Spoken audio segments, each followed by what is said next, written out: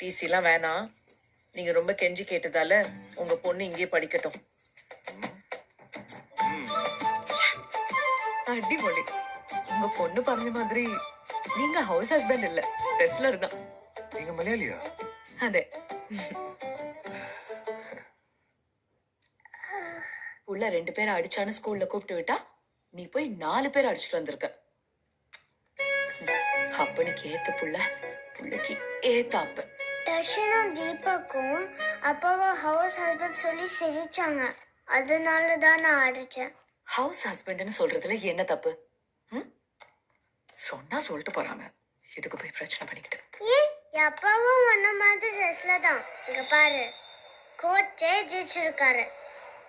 அப்பா போட்டதுக்கு பேரு ரெஸ்லிங் இல்லடி, அதுக்கு பேரு சண்டை.